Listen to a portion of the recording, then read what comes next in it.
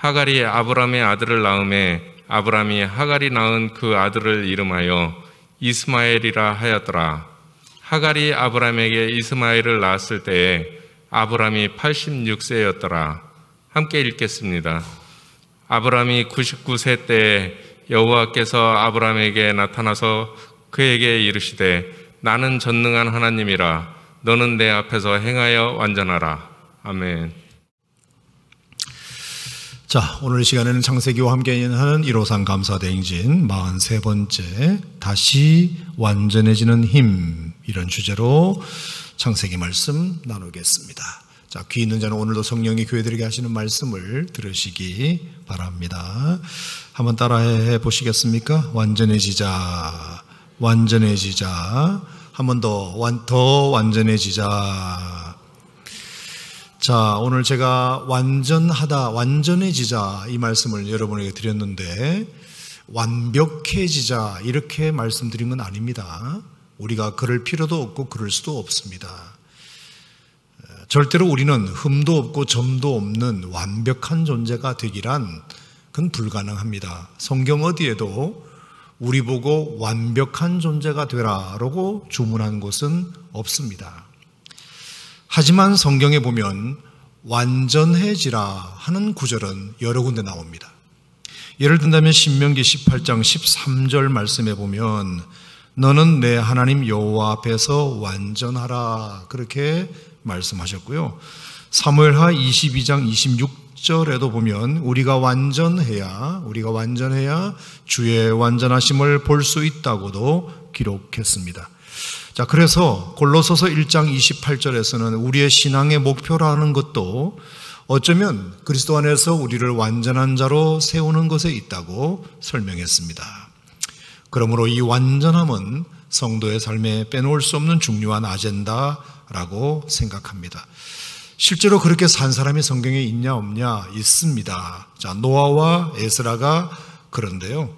창세기 6장 9절에 보면 노아를 가리켜서 이렇게 말합니다. 의인이요 당대의 완전한 자라 이렇게 설명했습니다. 아, 노아도 완전한 사람이었구나. 아시는 대로 노아는 죄악이 관영할 때 홀로 거룩한 삶을 살면서 방주를 지은 인물이기 때문에 그런 것 같습니다. 그런가 하면 에스라 역시도 에스라 7장 12절 말씀에 보면 그는 하나님의 율법에 있어서 완전한 자였다고 칭찬했습니다.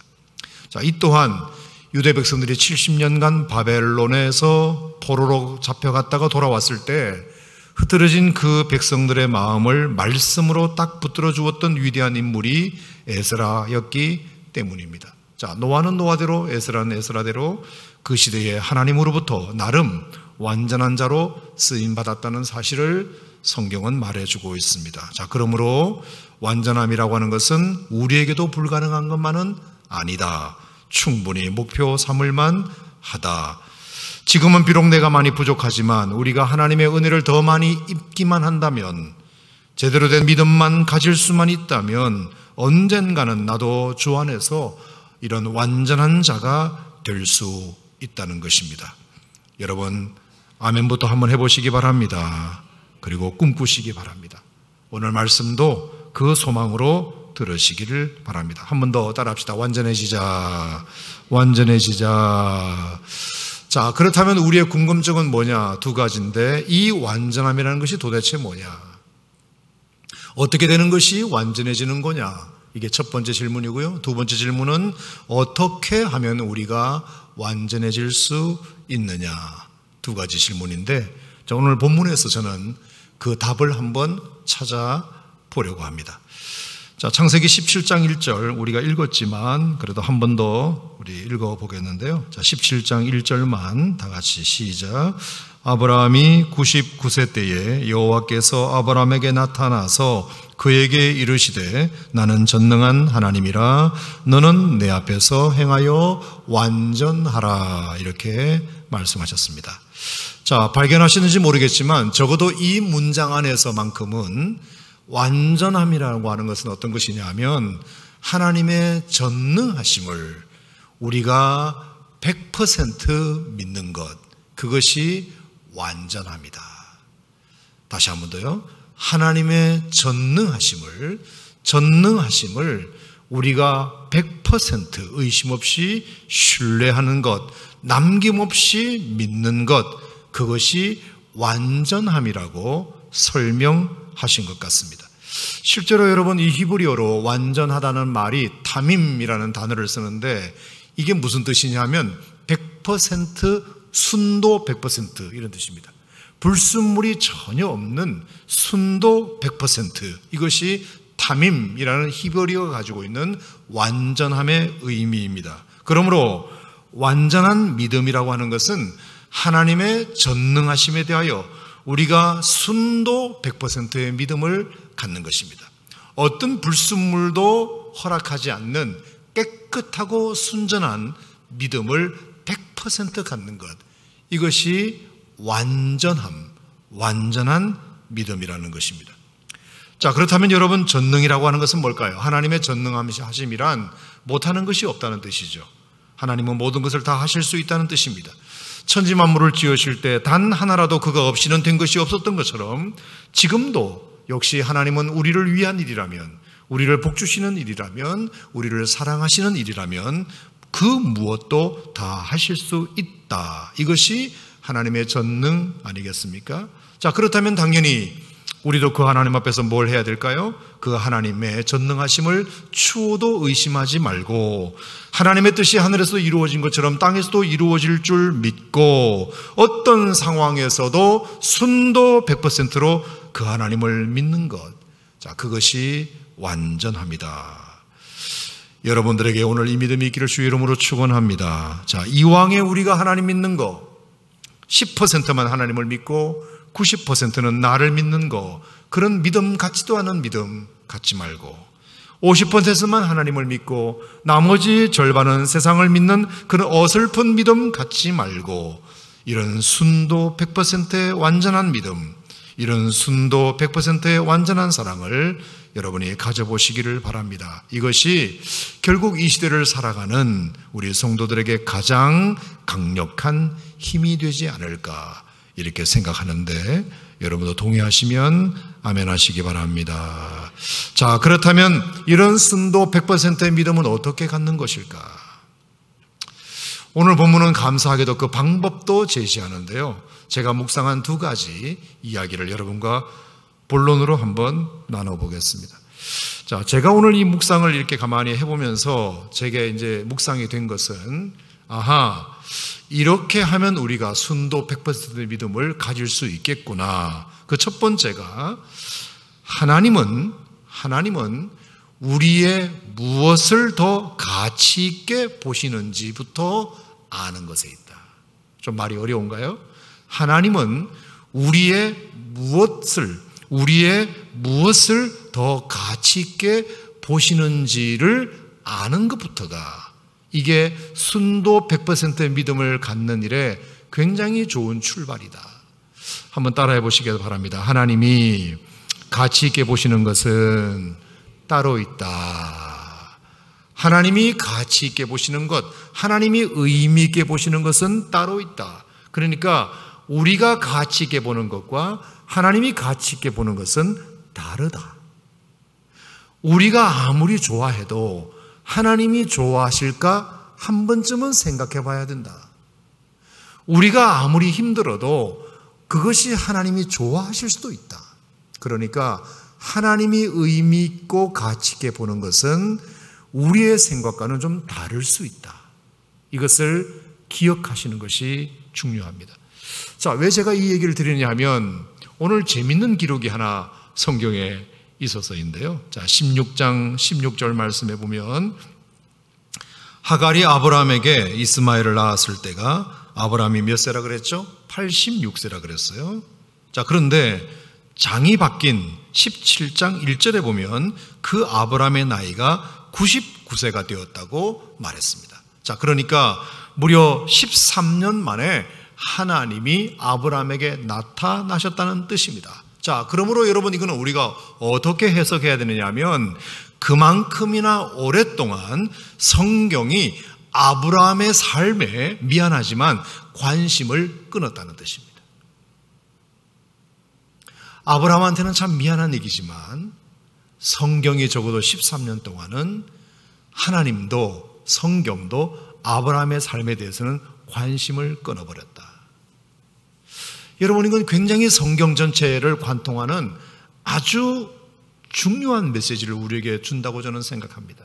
왜냐하면 왜 성경은 그 13년의 끊어진 세월을 일부러 강조하고 있을까? 자, 86세, 99세를 일부러 강조하고 있는 것은 삼척동자도 다 알만한 13년의 세월이 그냥 흘러버렸구나 하는 것을 우리에게 알려주는 것이잖아요. 왜 이 13년의 끊어진 세월을 일부러 성경은 강조했을까? 그 세월이 뭐한 세월이었기 때문일까? 아브라함이 자기 마음대로 산 세월이기 때문입니다. 하나님을 떠나 산 세월이기 때문입니다. 인간적인 방법으로 인간적으로 얻은 것을 가지고 인간적 재미에만 취하여 산 세월이기 때문에 성경은 미안하지만 단 한 줄도 그것을 기록할 필요를 느끼지 못했던 것입니다. 여러분, 이런 점에서 성경도 꽤 냉정할 때는 냉정합니다. 아닌 것은 아니라고 분명히 선을 긋습니다. 여러분, 이것을 우리가 가볍게 보면 안 됩니다.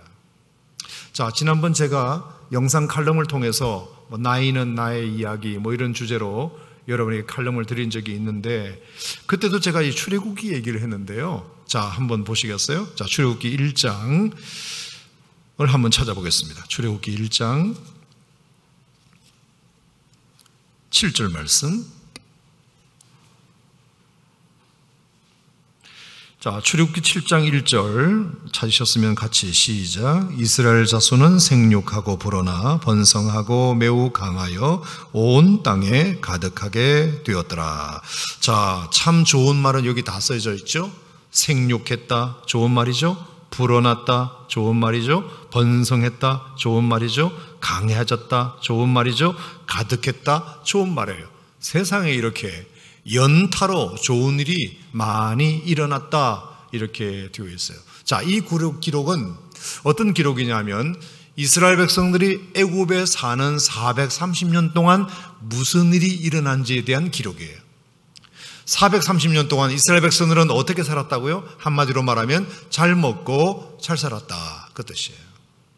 근데 그건 참 좋은데 제가 궁금한 건 뭐냐, 430년 동안 적어도 몇십만 명에서 몇백만 명이 애굽에서 430년을 살았을 텐데 어떻게 그 기록이 딱 한 절뿐인가?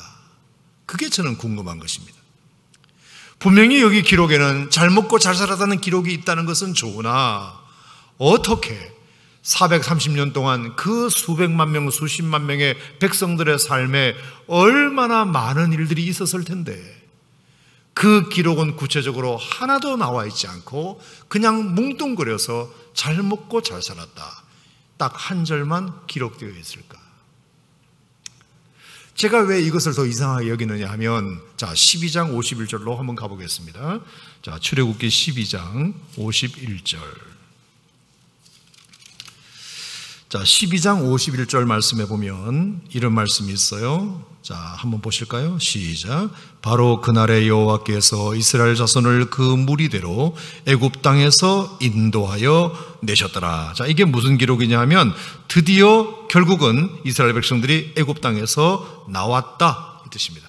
애굽 땅에서 이제 출발했다, 출애굽의 시작을 표시하고 있는 구절이에요. 12장 51절. 자, 여기다가 손가락을 껴 놓으시고, 자, 19장으로 가겠습니다. 19장.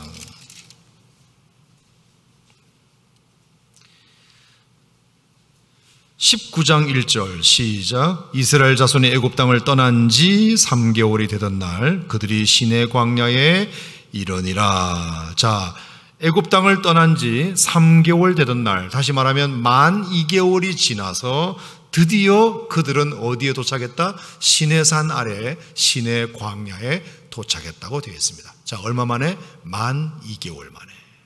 자, 그런데 여러분 한번 앞을 보세요. 제가 손가락을 껴서 이렇게 한번 보니까 12장 51절부터 19장 1절까지 사이가 한 장, 두 장, 석 장, 넉 장의 기록이 있어요. 무슨 얘기 하려고 하는지 감 잡으셨죠? 어떻게 430년 이스라엘 백성들이 애굽 땅에서 살 기록은 잘 먹고 잘 살았다 한 줄 뿐인데 어떻게 2개월밖에 안 되는 짧은 기간에 대한 기록은 이렇게 많을까? 생각해 보셨어요, 여러분? 성경은 무엇에 관심이 있는지를 가르치는 거예요. 우리의 삶에 성경은 무엇을 가치 있게 여기는지, 의미 있게 여기는지, 기록할 만한지를 우리에게 보여주는 것이에요. 이스라엘 백성들이 애굽에서 하나님과 상관없이 자기들끼리 잘 먹고 잘 살았다. 미안하지만 그것에는 성경은 아무런 관심과 아무런 가치로 여기지 않는다. 자기들끼리 잘 먹고 잘 산 건데 뭐. 하지만 하나님의 명령을 받고 이스라엘 백성들이 모세를 지도자로 필두로 하여 그 어려운 여정을 시작했을 때부터 2개월 동안 시내 광야에 도착할 때까지 믿음으로 행했던, 하나님과 함께 걸었던, 하나님과 함께 먹고 자고 했던 그 기간은 성경은 기대한 관심을 가지고 하나님이 눈을 부릅뜨고 살피시면서 하나님께서 그들과 어떻게 관계했는지를 소상히 성경은 기록했다는 뜻입니다. 하나님 없이, 하나님과 관계없이 누구는 장가가고 누구 시집가고 누가 부자 돼서 누가 사업을 크게 했다더라. 그것을 그래서 잘 먹고 잘 살았더라. 그것은 여러분들에게는 의미가 있는지 몰라도 하나님에게는 관심 없다. 하지만 힘들고 배고프고 춥고 덥고 곤고한 삶을 비록 살았을지라도 day by day, moment by moment, 매일 매 순간 하나님과 함께, 하나님과 교제하며 힘들고 어려울 때마다 하나님을 부르짖으며 함께 하나님과 함께 동행했던 그 걸음은 순간순간이 하나님에게는 기록할 만한 가치가 있었다. 동의하시면 아멘. 그 구절이 무려 158절이라는 158절. 430년은 한 절인데 2개월은 158절. 애굽에서의 430년은 하나님과는 아무런 상관없이 자기들끼리만 잘 먹고 잘 지낸 세월이지만 광야에서의 2개월은 힘은 들어서도 하나님과 더불어 지낸 세월이었기 때문에 그러했다. 성경의 관심과 무관심은 극명하구나. 자, 그렇다면 여러분의 지난주 삶은 어떠셨나요?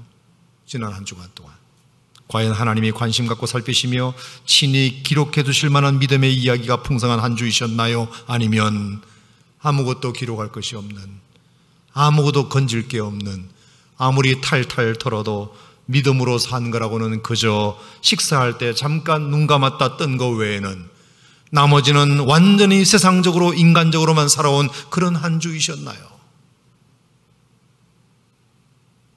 한번 돌아보세요. 그러므로 우리가 순도 100%의 완전한 믿음에 이르려면 뭐부터 해야 된다? 늘 언제나 하나님과 함께 걸어야 된다. 매일 매 순간 하나님과 동행해야 된다. 날마다 주 예수와 함께, 날마다 우리는 걷겠네. 아멘. 그러면 저는 단 하루를 살지라도 성경에 주목하는, 하나님이 살피시는 삶이 될 줄 믿습니다. 기억하시기를 주의 이름으로 축원합니다. 두 번째, 우리가 순도 100%의 완전한 믿음에 이르고자 할 때에는 반드시 자신의 부족함과 연약함, 자신의 무능함을 알아야 한다는 것입니다. 한번 따라해 보시겠습니까? 연약함을 알자, 무능함을 알자. 사실 제가 이렇게 얘기를 해놓고도 여러분들은 되게 의아하게 들을 수 있습니다. 왜냐하면 교회만 나가면 세상 천지는 다 여러분에게 지금 뭐라고 계속 말씀하시느냐? I can do it, you can do it, we can do it을 말하기 때문입니다. 할 수 있어. 너 자신을 믿어.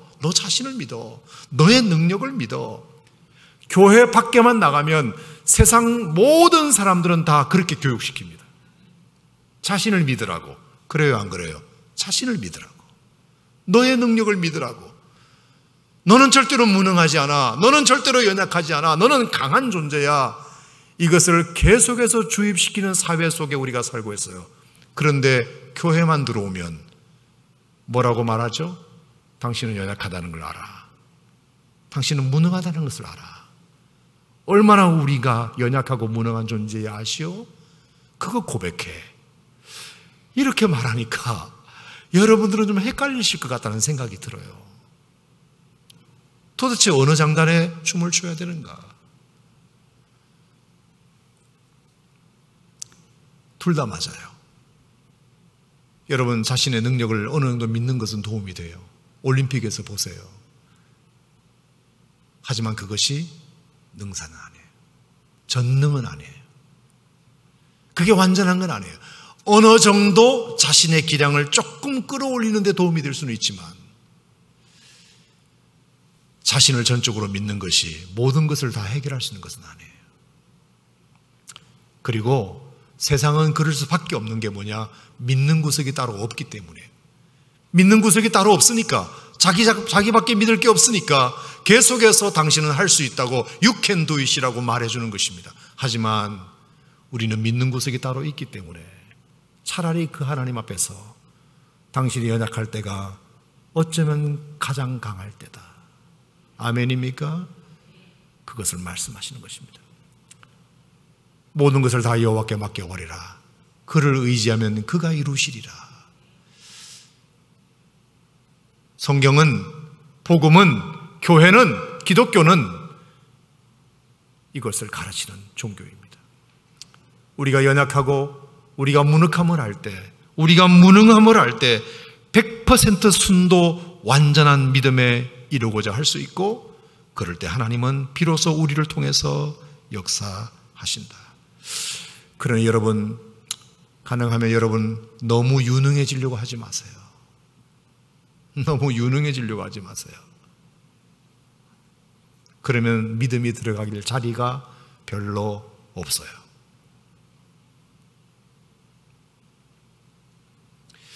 오늘 본문도 저는 그것을 가르친다고 봅니다. 자, 보시면 놀랍게도 하나님이 아브라함에게 다시 나타나신 시점이 정확하게 13년 지난 시점이었다고 말했지 않습니까? 자, 이것은 다른 말로 말하면 이스마엘의 나이가 13살 되었을 때라는 뜻입니다. 자, 지금부터 제가 하는 이야기는 농담반 진담반이니까 그냥 대충 들으시기 바랍니다. 자, 13살 때 하나님이 아브라함에게 나타나셔서 아브라함을 부르셨다. 왜 그럴까? 이스마엘의 나이가 2살 때, 3살 때 왜 안 나타나시고, 이스마엘의 나이가 8살 때 왜 안 나타나시고, 왜 하필 13살 때까지 일부러 굳이 기다리셨다가 그때서야 나타나셨을까? 제가 제 입으로 이런 얘기를 해서 죄송합니다만, 만약에 이스마엘의 나이가 2살 때라고 칩시다. 2살 때 아브라함이 나타나셔서, 하나님이 나타나셔서 아브라함아라고 했다면 저는 절대로 이스마엘이 반응하지 않았을 것입니다. 들리지도 않았을 것입니다. 왜? 지금 이스마엘의 2살의 나이는요, 키워보셔서 아시겠지만 그냥 이쁠 때입니다. 보채도 예쁘고 우루도 예쁘고 똥사도 예쁠 때입니다. 세상에 어떻게 이렇게 멋지고 잘생긴 아들이 내 앞에 있는가? 그래, 하나님 약속 괜히 믿고 기다려서 봐. 어떻게 이런 아들을 얻겠어? 내가 중간에 수쓰기를 너무 잘했지. 내가 한번 치고 들어와서 내 능력으로 뭔가를 해보기를 너무 잘했지. 그렇지 않았으면 어떻게 이렇게 귀여운 아들을 내가 얻을 수 있겠어? 라는 재미에 푹 빠져 있는데 하나님이 중간에 치고 들어오셔서 아브라함아라고 부른다고 해서 과연 아브라함이 믿음으로 반응했을까? 천부당마다. 그 아이가 4살, 5살 되어 보십시오. 자, 그러면 이제 옛고 성경은 영락어린이집 들어갈 나이입니다. 애가 거기 들어갔다 와보세요. 그러면 배우는 게 뭐예요? 꽃밭에는 꽃들이 모여 살고요. 이거 배워요. 우리들은 유치원에 모여 살아요. 옛고 선교원 이거 배우고 와요. 율동 배우고 와요. 그러면 그 배운 것을 엄마한테 와서 다시 재공연해줘요. 그러면 잘한다 잘한다 우리 새끼. 미스터 트롯보다 더 재밌어요. 푹 빠져요. 푹 빠져요. 그런데 거기다가 하나님이 아브라함아 잘 지내니 들리지 않아요. 절대로 들리지 않아요.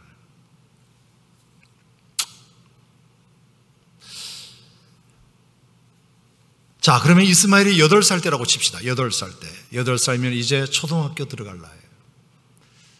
저는 경험을 해봐서 알아요. 2딸 키우면서 초등학교 들어갈 때 진짜 그때 대견스럽더라고요. 지가 이제 가방을 메고 학교를 가는데 너무 대견스러워가지고 제가 오죽하면 그 무거운 비디오 카메라를 들고 집에서 나갈 때부터 시작해서 학교에 들어갈 때까지 따라다니면서 그걸 다 찍어놨을까요? 너무 대견스러우니까. 그러면서 무슨 글짓기 우수상, 그림 우수상이라도 타와보세요. 내 아들이 세상에서 제일 잘난 것만 같습니다. 하나님이 그때 나타나셔서 아브라함아 라고 하면 들릴까 안 들릴까? 안 들립니다. 역시 나는 현명해. 역시 내 판단이 옳았어. 하나님도 내가 볼 때는 적당히 믿어야 돼. 너무 믿으면 안 돼. 내 힘으로 할 수 있는 것은 눈치 말고 그냥 저질러 버려야 돼. 이 생각에 충만한데 어떻게 하나님의 음성이 들리겠습니까?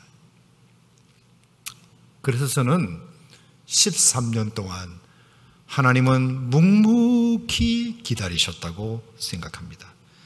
그러다 보면 언젠가는 그 아브라함도 그 이스마엘에 대하여 실망할 때가 올 테니까, 속 썩을 일이 생길 거니까, 그러면 그때는 내가 부르지 않아도 지가 나한테 올 테니까 두 손 두 발 다 들고 한 번만 살려달라고, 하나님 좀 도와달라고 할 때가 인간은 반드시 한 번은 오니까. 때가 왔다 안 왔다? 왔다. 그때가 바로 이스마엘의 나이 13살. 자, 왜 13살을 제가 강조하느냐 하면, 여러분 13살이면 이제 어디 갈 나이죠? 중학교 1학년. 드러나봤나 중학교 1학년? 키워봤나 중학교 1학년? 만만하지 않아요. 13살이면 죄송한 얘기지만 본격적으로 부모 속을 본격적으로 뒤집어 놓기 시작하는 나이입니다. 하루는 공부 안 하죠. 매 게임만 주구장창 하죠. 방에 들어가면 하루 종일 나올 생각을 안 하죠. 밥 먹으라고 해도 들은 척만 척하죠. 안 하던 말 대꾸도 본격적으로 하기 시작하죠. 심지어 그렇게 초등부까지는 교회를 열심히 나가더니 청소년부라고 이제 안 나가겠대. 대한민국에 종교의 자유가 있다나 어쨌거나 이딴 소리를 중학교 1학년부터 하기 시작해요. 제가 농담 반 진담 반이라고 말씀드렸습니다.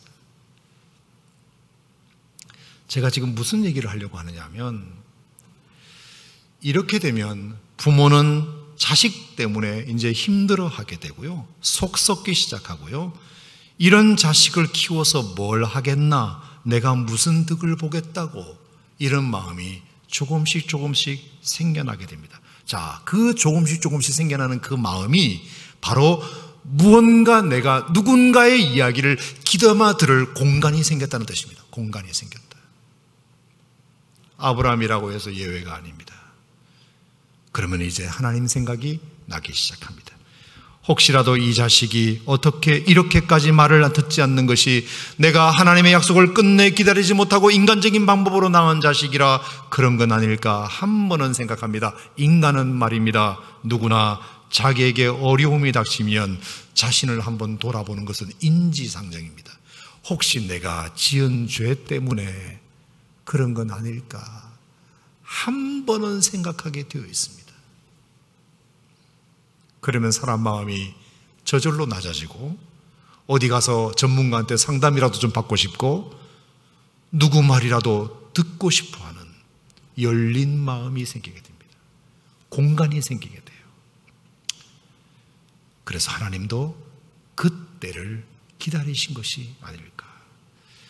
아브라함이 세상 재미로부터 이제 정신을 좀 차리게 될 때, 자기가 선택한 삶조차도 결국은 영원하지 않음을 알아차렸을 때, 자식 때문에 속 썩으면서 자기를 한번 돌아보고 싶을 때, 그때 하나님이 쓱 나타나셔서 아브라함아 잘 있었니? 라고 하신 것입니다. 그러면 하나님이 그때는 굳이 많은 말씀을 하지 않으셔도 그 죄송함 때문에라도, 여전히 나를 잊지 않으시고 찾아주신 그 반가움 때문에라도 아브라함은 꼬꾸라지게 되어 있으니까요. 그전에는 그렇게 큰 소리로 우리와 같이 말씀하셔도 들리지 않던 하나님의 말씀이 자기 형편이 힘들어지니까 이제는 조용히 말씀하셔도 그것이 우레처럼 들리는 것입니다. 쿵쾅쿵쾅 들리는 것이에요. 믿음은 언제 생기느냐? 내 연약함을 알 때, 내 한계가 보일 때, 자신의 무능이 발견될 때, 그때 믿음이 들어가는 공간이 생기는 것입니다. 공간이. 그래서 여러분, 창세기 17장 3절에 보면 아브라함에게 정말 난생처음으로 어떤 행동 하나를 하게 되는데요. 자, 17장 3절 한번 보시겠어요? 17장 3절. 자, 뭐라고 되어 있느냐면 17장 3절에 아브라함이 뭐 했다? 엎드렸다. 자, 이것은 창세기 11장 27절에 아브라함이라는 이름이 처음 성경에 등장한 이후 단 한 번도 아브라함에게서는 볼 수 없었던 행동입니다. 자, 그전에는 아브라함이 어디 엎드렸다는 표현이 한 번도 나오지 않아요. 근데 17장 3절에 처음으로 아브라함이 비로소 엎드렸다. 여러분, 엎드렸다는 표현은 뭐죠?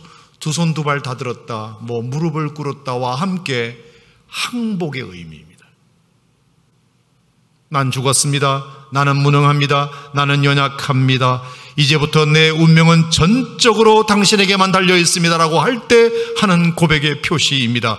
그러므로 바로 그때가 역설적이지만 어쩌면 하나님 아브라함의 이 믿음이 순도 100%의 완전한 믿음으로 다시 회복된 때라고 저는 보는 것입니다. 물론 평소에도 믿음이 없지는 않습니다. 일이 잘 될 때도 믿음이 있습니다. 그냥 고만고만하게 살 때도 믿음은 있습니다. 하지만 그 믿음이 순도 100%의 믿음이 되려면 사람이 자신의 연약함과 무능함과 자신의 한계를 직시해야만 넓은 공간이 생겨서 거기에 하나님의 은혜가 풍성하게 채워지는 것이고 하나님의 그 세미한 음성에도 우리가 반응하게 되어 있는 것입니다. 믿음은 내가 연약함을 알아야 생겨납니다. 연약한 정도가 아니라 내가 아무것도 할 수 없는 무능한 존재임을 알아야 순도 100%의 믿음이 생겨납니다. 그러므로 여러분, 사람이 살면서 자기 연약함과 자기 무능함을 아는 것은 절대로 불행이 아닙니다. 오히려 기회입니다. 마침내 하나님을 향하여 눈을 들리고 하나님의 음성을 향하여 귀가 열리는 기회, 순도 100%의 완전한 믿음을 하나님께 다시 드릴 수 있는 절호의 기회입니다. 사랑하는 성도 여러분, 복이 달리 복이겠습니까? 이것이 복인 것을 믿으시기 바랍니다. 이것이 복입니다. 바로 이것을 하나님은 어쩌면 기다리셨는지 몰라요. 지금도 하나님은 우리가 이렇게 하나님 앞에 바짝 아브라함처럼 엎드리기를 기다리고 계신지 몰라요. 이것을 알고 믿음으로 반응하는 것이 그게 진짜 완전한 믿음이에요. 자, 믿음에 대한 정의가 여러 가지 많이 있는데요. 저는 이 믿음의 정의를 이렇게 내리는 것에 대해서 동의합니다. 믿음이란 자신이 원하는 것을 하나님이 응답해 주실 때까지 기다리는 것, 인내하며 기다리는 것이 믿음이다. 저는 맞다고 생각합니다. 하나님의 응답을 하나님이 응답하실 때까지 내가 신뢰하며 그분을 끝까지 기다리는 것, 그것이 믿음 맞습니다. 하지만 더 고차원적인 믿음이 있습니다. 그것은 뭐냐? 우리가 하나님의 응답을 기다리는 것도 믿음이지만 어떨 때는 하나님이 우리의 응답을 기다리고 계신다는 사실을 알고 그것에 반응하는 것은 어쩌면 더 훌륭한 믿음이다. 내가 하나님을 기다리는 것이 아니고 하나님이 나를 기다리고 계시다는 사실을 내가 아는 것. 내가 얼마나 하나님을 기다리고 있다는 사실을 하나님이 좀 알아줬으면 좋겠어가 아니라 하나님이 나를 얼마나 기다리고 계셨는지를 비로소 아는 것. 아브라함처럼. 여러분, 이것이 어쩌면 더 성숙한 믿음인지 몰라요.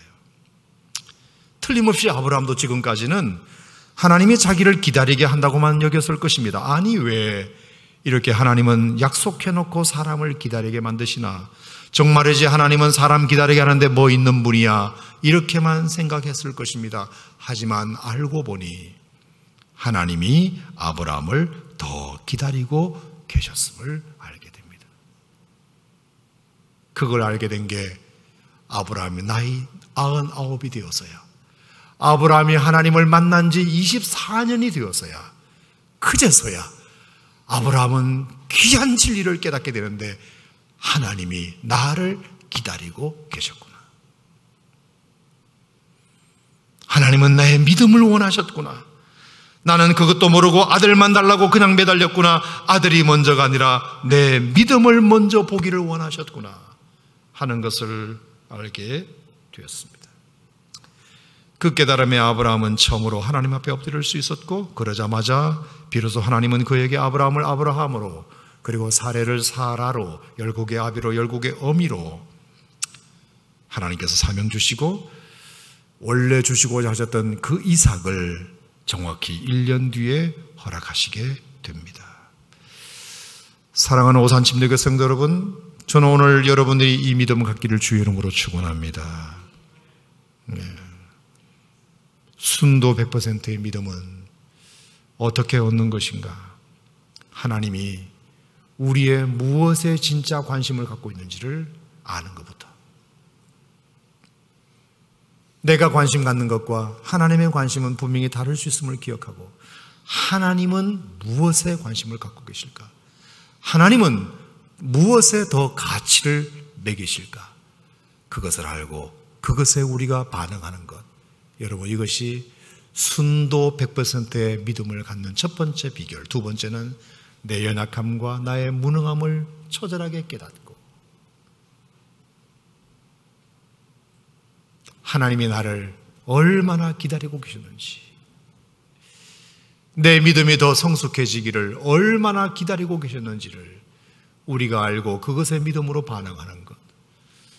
여러분, 이것이 우리가 불순물 없는 깨끗한 믿음, 담임, 순도 100%의 믿음을 갖는 비결이라고 생각합니다. 동의하시면 아멘 하시기 바랍니다. 아멘입니까, 여러분? 그러면 반드시 살아계신 하나님께서, 하나님이 정말 살아계시다면, 그분이 진짜로 전능하시다면 여러분의 길을 시온의 도로로 인도하실 줄 믿습니다. 믿으시면 아멘. 아멘.